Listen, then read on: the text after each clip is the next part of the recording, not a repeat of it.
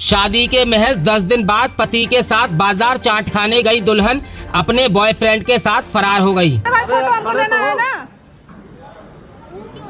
अरे क्यों नहीं, तुम्हारे बाप नहीं है वो?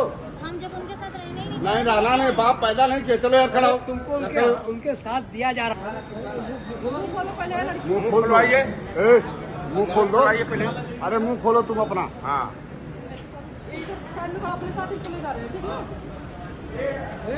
खबर यूपी के चंदौली की है, जहां 4 जून को खुशी की शादी शमशेर चौहान के साथ होती है, लेकिन शादी के महज 10 दिन बाद यानी 14 जून को खुशी अचानक गायब हो जाती है। उसका पति खुशी को पूरे गांव में ढूंढता है, आसपास के गांव को खंगालने लगता है, लेकिन खुशी का अता पता नहीं लगता। तब शमशेर चौहान ने खुशी के गायब हो जाने की तहरीर मुगलसराय कोतवाली थाने में दी। पुलिस की खोजबीन में 2 दिन के बाद खुशी को ढूंढ लिया गया। उसके बाद शमशेर चौहान पर कोतवाली थाने से एक कॉल आता है, जिसमें शमशेर से कहा गया कि तुम अपनी फैमिली के साथ थाने पहुंचो। लेकिन जब शमशेर चौहान फैमिली के साथ थाने पहुंचा, तो खुशी को देखकर उसके पैरों तले जमीन खिसक गई, क्योंकि इस बार खुशी लौटी तो सही, लेकिन अकेली नहीं, अपने बॉयफ्रेंड सोनू चौहान के साथ। इस पर खुशी के पति ने क्या कहा, पहले वो सुनिए। 14 जून को वो बोली शॉपिंग कराने के लिए, फिर इसके बाद वो रेस्टोरेंट में नाश्ता कराने के लिए लेकर गए, तो बोले मेरे को वॉशरूम लगा है। हम बोले ठीक है जाइए आप वॉशरूम करके आइए। फिर इसके बाद हम वॉशरूम चेक करने के लिए ऊपर गए,